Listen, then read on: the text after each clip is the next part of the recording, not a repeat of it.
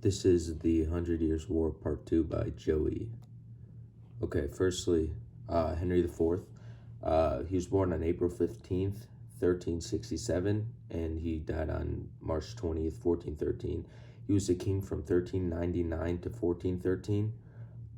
He was grandson of Edward III, and there was a very weak position on the throne at the time because he was the heir of Edward III and had line to both England and France, so he had a right to both.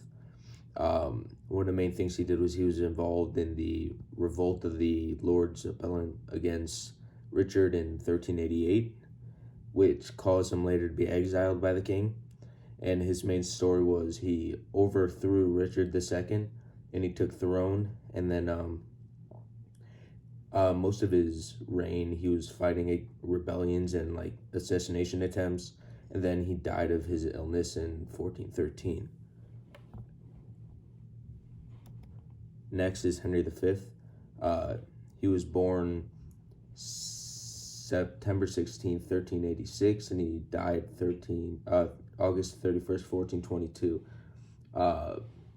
He was king from 1413 to 1422. He was an outstanding military leader, which led to England being one of the strongest powers.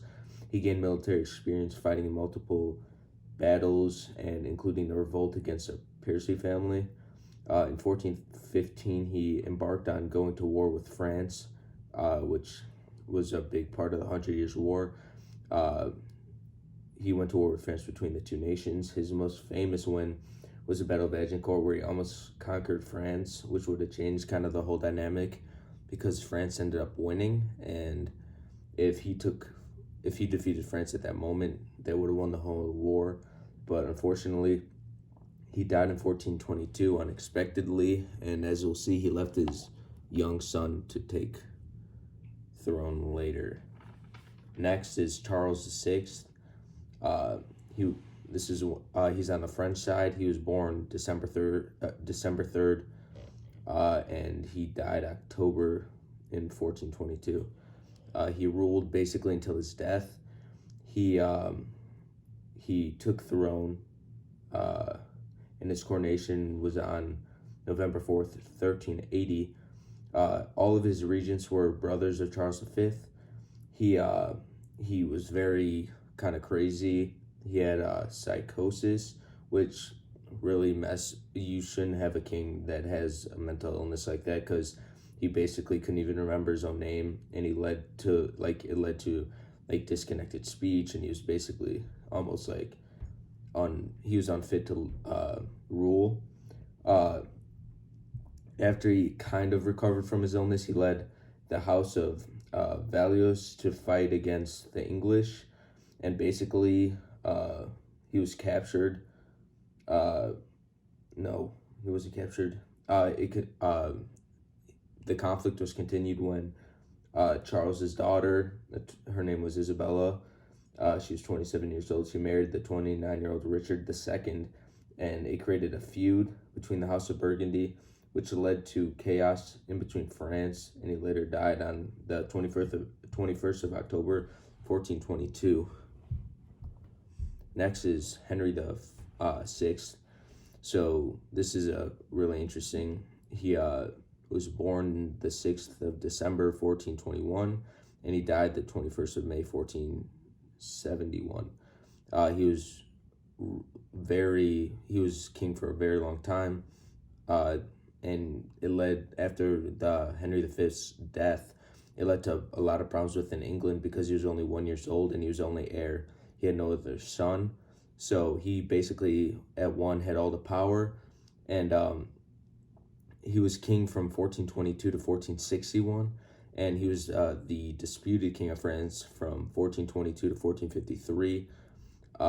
So yeah, he had a very long reign because of how young he was, and since he was basically unfit at that age to make executive decisions, he not all of it, but most of the power was to the nobles, which led to a bunch of disorders within England because there was no real true 100% ruler. He went insane for a while and recovered, and went insane again and recovered. but after his insanity, he was kind of fit again, I'd say. He entered the War of the Roses, which he was captured in the Battle of Northampton on July 10th, 1460. And after that, it was just slow until his death. Next is the Duke of Bedford. He was born June 20th, 1389, and he died the 14th of September, 1435. He was a medieval English prince, a general statesman that commanded the England armies in France during a critical phase of the 100 Years' War. He was the third son of King Henry IV of England. He was a brother to Henry V and acted as a regent to France for his nephew. He was a strong general, a sharp guy, and he was pretty aggressive when he was leading. And he basically put English as one of his top like moments in the war. And then he just basically he was a general, and then later Joan of Arc comes about. She was born in around 1429 in Northeast France, or 1412 in Northeast France. She was not really taught to read or write, so she came from a pretty humble beginning. At 13, she heard her first voices, which was from St. Michael the Archangel, St. Margaret of Antioch, and St. Catherine of Alexandria. They told her that she was destined to save France and go on a mission to find Dauphin and have him crowned king. So this led to after she took her journey, led to the siege of Orleans, which was on May 1428. She went to Vaucouleurs, which was the stronghold to people loyal to Charles VII. She was rejected, but persuaded and gained followers. Then she cropped her hair, dressed in men's clothes when she was accepted, and she basically persuaded Charles VII to let her go on this journey because she had those visions to save France. So she said, "All right, Charles VII, I'll basically crown you if you let me do this." Even though he was supposed to say no, he said yes, and then she went on she led a few assaults, which were pretty successful overall. But since she didn't actually liberate France at the time, she was kind of like a blasphemer almost. So her missteps led her to being captured on May 23rd of 1430, and she was held for a year in prison before she was put on trial for heresy, witchcraft, and dressing like a man, which was against divine law.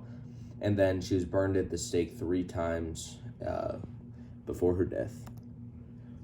And lastly, the end of the war. The end of the conflict was not marked by a treaty, but the English recognized that the French were way too strong when confronted after Joan of Arc's push. So they didn't create a treaty, but they surrendered because they knew they were beat.